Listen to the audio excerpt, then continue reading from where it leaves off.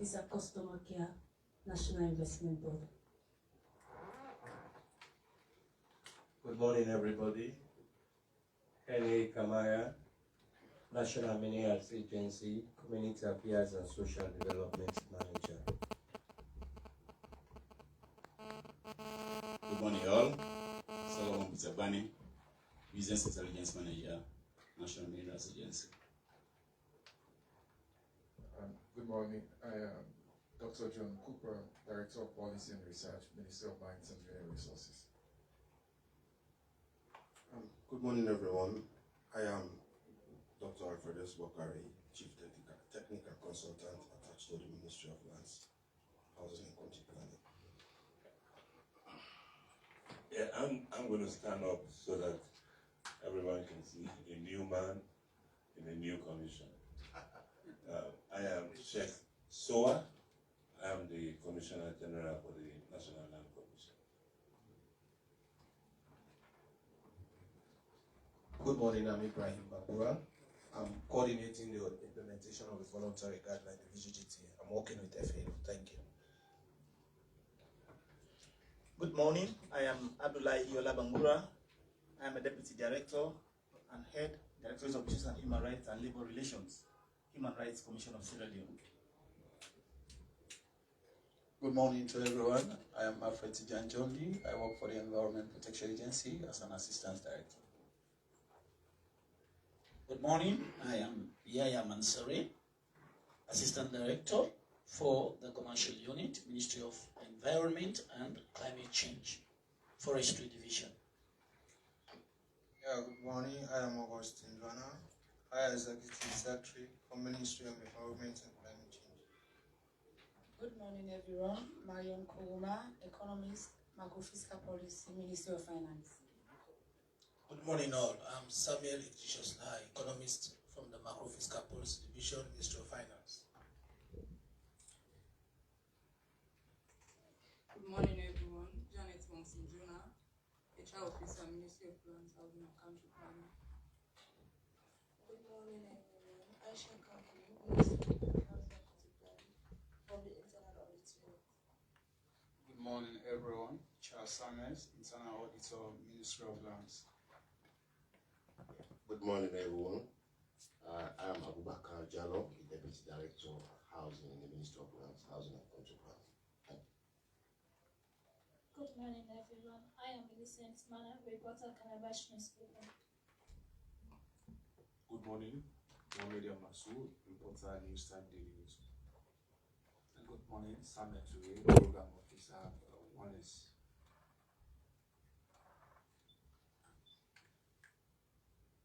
Good morning, everyone. I am Sulaiman Abdulaziz Samura. I am the Internal Auditor at the Sierra Leone Land Administration Project. Abu Razak Kaban, Senior ICT Officer of the Ministry of Lands. I am Jobo Samba, the Land Advisor for the Sierra Leone Land Administration Project.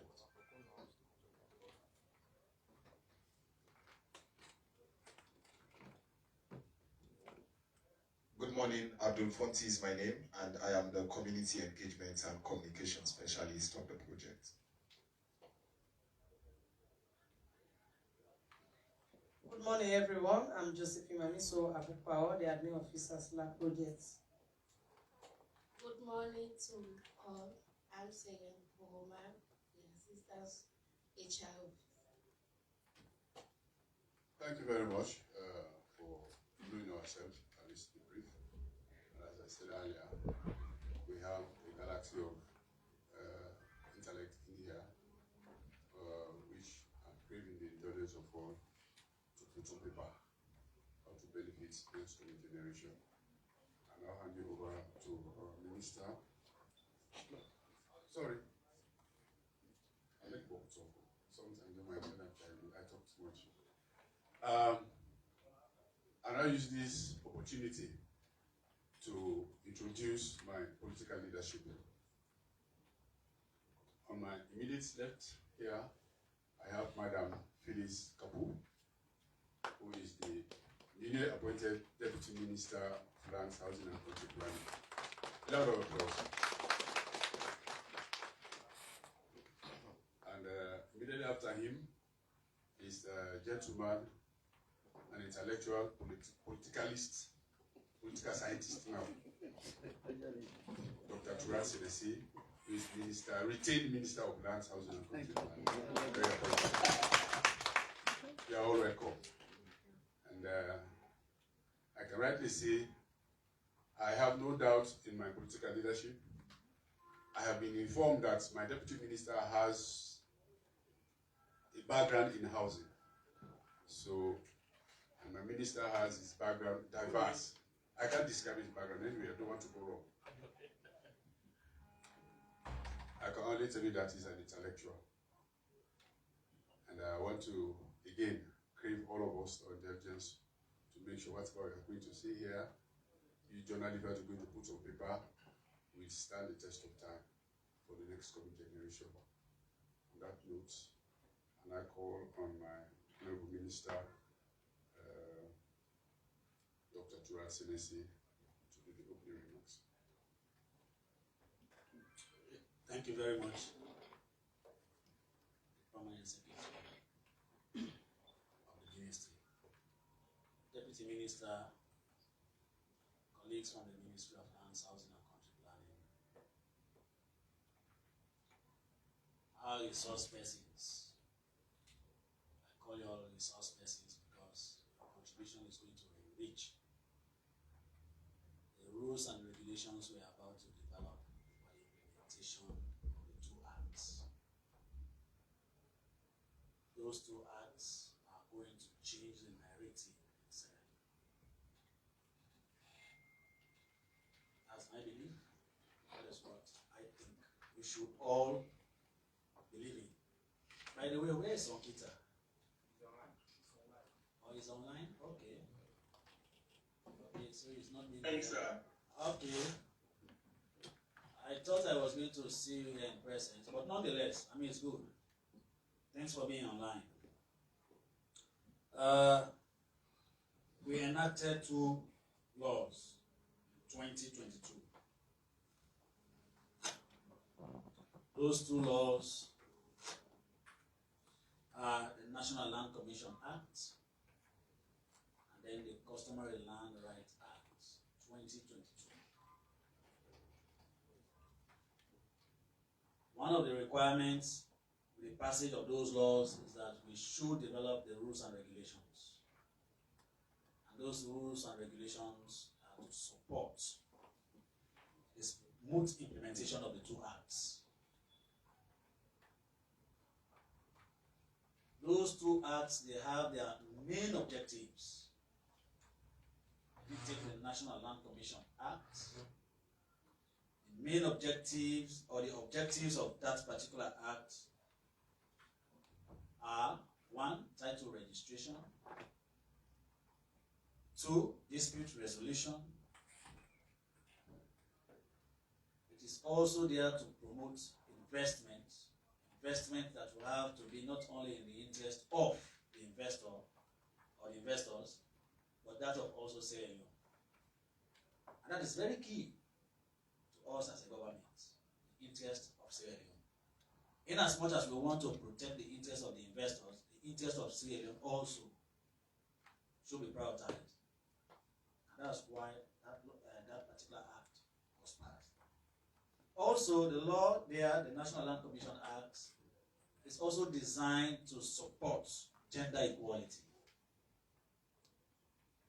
We want to see our women having rights when it comes to land administration and management in sierraleone. If you also take again the Customary Land Rights Act, it is there also to ensure that there is tenure rights. I normally bring this to the notice of sierraleoneans that since 1961 to date, we do not have a law that supports tenure rights. When you talk to people, they tell you this, this is my entitlement in terms of land ownership, this is my land. And when you ask them, what is the evidence? You hear them say, I have my conveyance. The conveyance is not giving you title to that land. Many sierraleoneans do not know. Some legal minds, they know, but they don't say it out. the reasons we all know. You see, he's now smiling. He's an accountant, he's a qualified lawyer. They know it. But then if you say it out, it is like you are saying you are not marketing your own products in terms of representing your client. Since the colonial people left us in Sierra Leone, we do not have law that supports tenure rights in Sierra Leone. It is now we are coming up, we've now come up with one.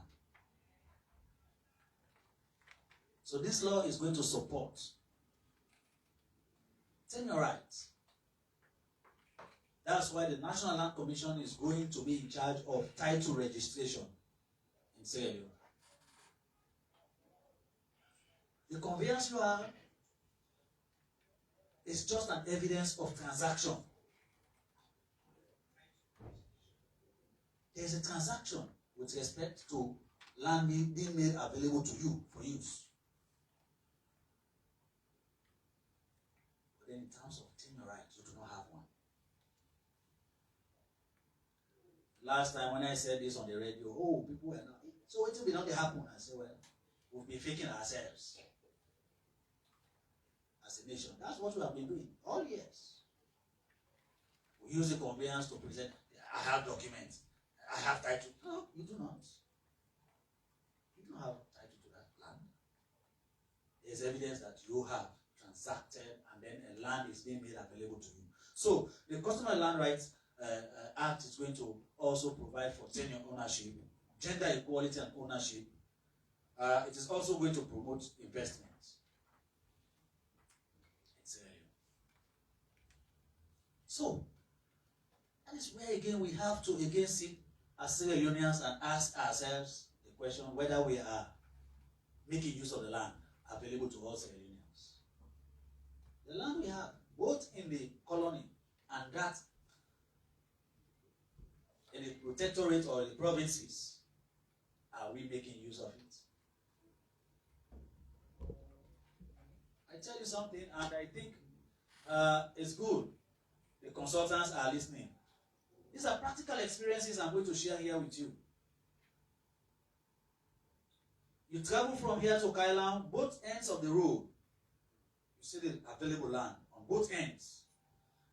One key infrastructure in terms of the use of land is that of road. The road network. Look at the road from here to Kailan. Well paved. Huge investment by the government of Sierra Leone on those roads. The question is, are we making use of that road to also promote growth? Why is it that we are still battling here and there with respect to exchange of foreign currency? Because we've not made use of the land. The infrastructure is there. We've invested so much in the construction of the roads, but then the returns on the use of those roads is very minimal. So the question is, why are we spending money on the construction of the roads? Why are we spending money on the infrastructure?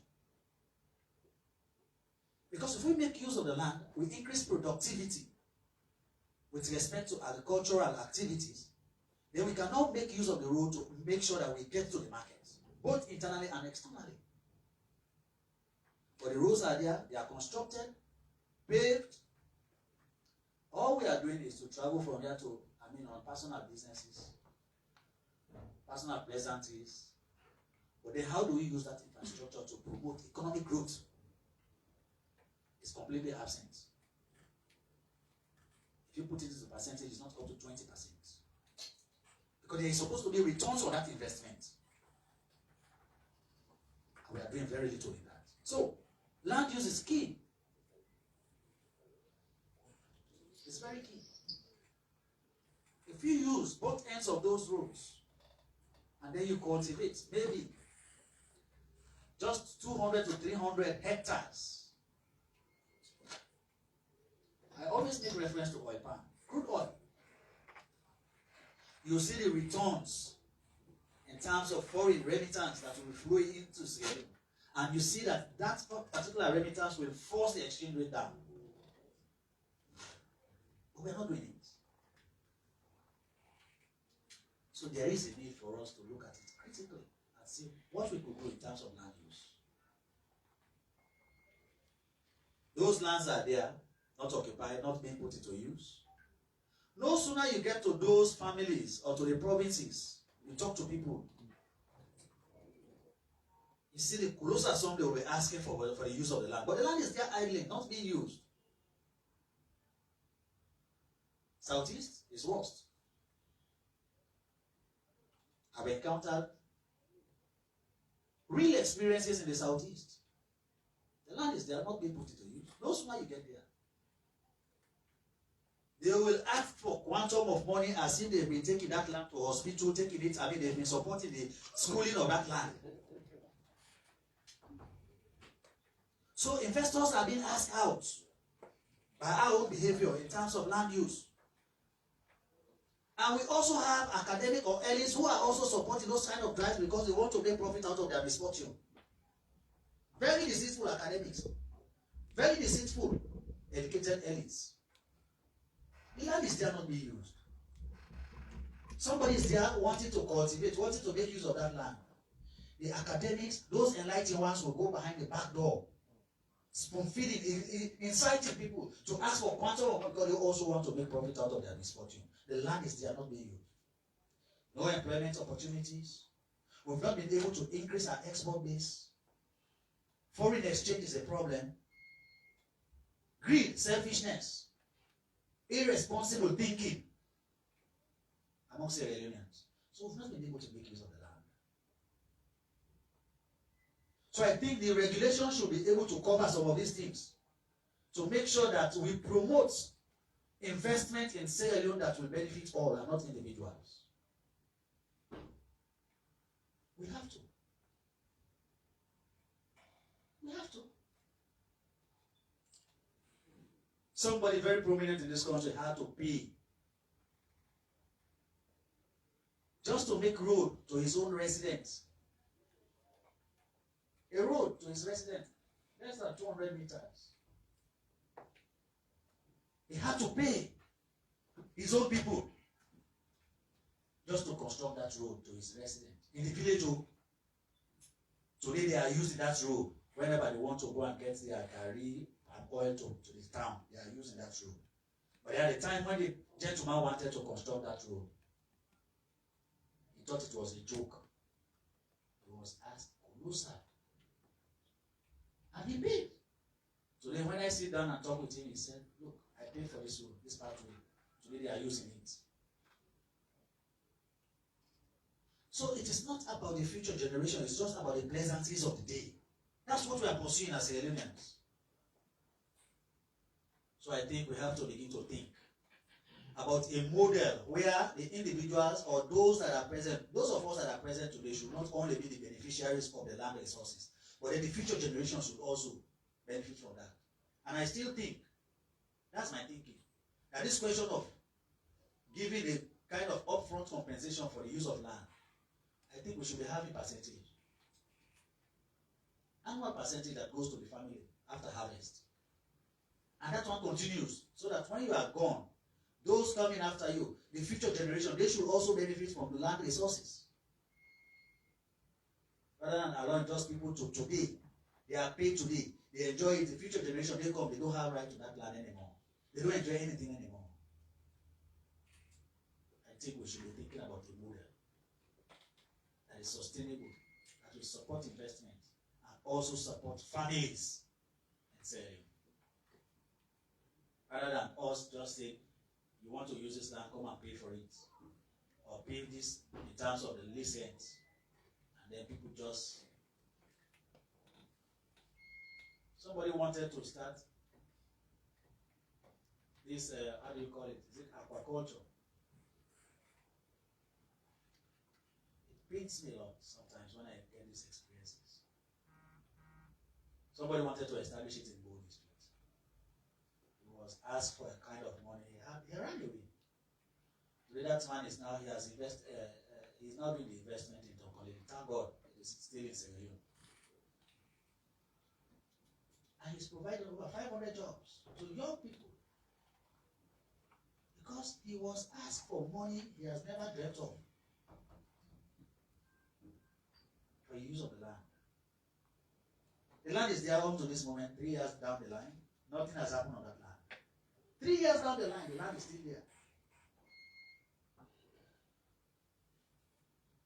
So in some areas, my conclusion is that our people, they become very lazy. Everything about them is just waiting out for people to come. When once they hear about investors, they want to sell the land. They want money fast. It's not about national development. It's not about what goes to the family and the generation yet unborn. So these regulations must make provision where national growth is prioritized, and it should supersede the individual interest. We should, as a country. Besides, most of these lands people are claiming today is not as a result of conquest. No. Go to the history. Most. They are not as a result of conquest. So today it is now a kind of, no. No one has invested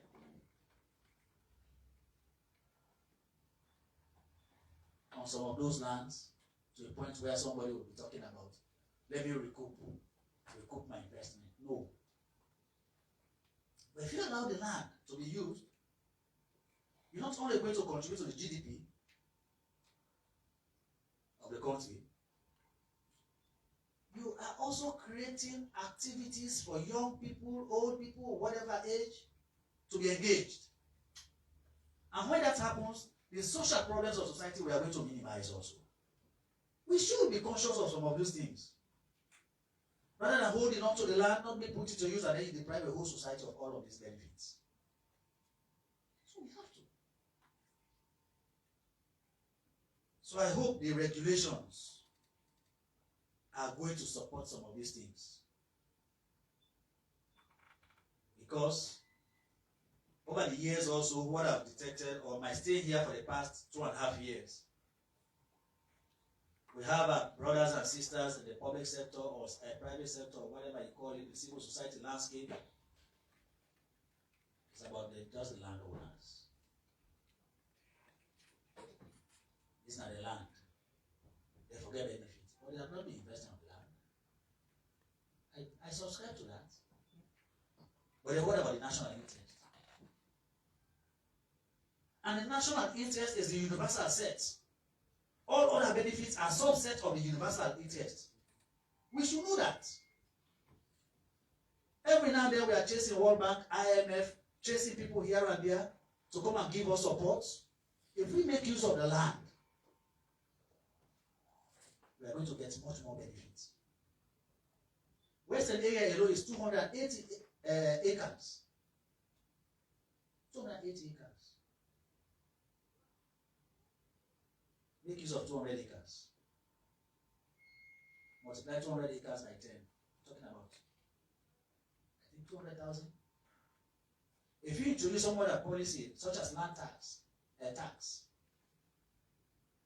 you'll be talking about trillions of loans you'll be generating in terms of land resources. So tell me, why should we be chasing World Bank or other international partners? Only for them to turn around again and bash us. To be lazy people, not critical thinkers. We don't think. And we don't make use of our own resources. And land is the most valuable resources to any nation. Sierra Leone is 5.4 million hectares. Arable land in Sierra Leone. 5.4 million hectares. If we can just make use of 3 or 2 million hectares in terms of just cash crop production, after 3 years, nobody will want to go and ask World Bank or try to subject themselves to World Bank conditionalities. It's a million here. If we just go into crude oil production, oil palm, we have no business asking these other institutions, global institutions, that are designed to make sure that you are in perpetual slavery. So those rules and regulations must support national investment. They should. Otherwise, you hold on to the land, as I said the other day, you keep Sierra Leone in poverty, abject poverty. You release the land, you are ushering in prosperity for Sierra Leone. And this is the time we should do it. Anything other than that, we are joking. We'll be faking ourselves in terms of our development trajectory. So those rules and regulations must support. How do we get out of the economic quagmire that we find ourselves in today? Those rules and regulations should pave the way for national development that is sustainable. Those rules and regulations should ensure that we have an investment climate that supports all Sierra Leoneans. That's the pathway. So, what we have done is that we've been able to get the consultants. Consultants have been there. And I think they have done their own bit of it. So this is a technical consultation that is now taking place here. The experts are here to now contribute to that document. They are now here. You have the opportunity to contribute to that draft, to enrich that draft. And as you do so, you have to do so with a national lens. Do so with the national lens. Immediately that is done, the next phase is that we're going to do also the regional consultations. The regional consultations, when once completed, then the team will get back to Freetown together with the consultants to have a validation workshop. Again, that validation workshop, most of you will be invited again, including now the traditional leaders, including other major stakeholders across the country. They will be part of that to do the validation. When that is done, it will now be presented to us, the executive, and they will now look at it. Because as an executive, we have the responsibility to make sure that Sierra Leone moves. That's the dream of His Excellency the President. And nobody is going to stop that for individual benefits. The individual benefits must not supersede or overshadow the collective interest, the general good of Sierra Leone. So we have to look at it critically. Look at the content, and where there is need for us to also suggest, we'll suggest to the consultants and the task team before we as a ministry will have to take it to Parliament for approval, ratification. So let me conclude by saying you are highly welcome here, and I want to say very many thanks to all of you for the time you are going to spend here. I want to believe it's going to be fruitful, and I want to believe the consultants are going to also, in as much as they have done much, they are going to also listen to you and then get the bits that will further enrich the documents they have prepared. On that note, I want to thank you very much, and I wish you a fruitful discussion. Thank you.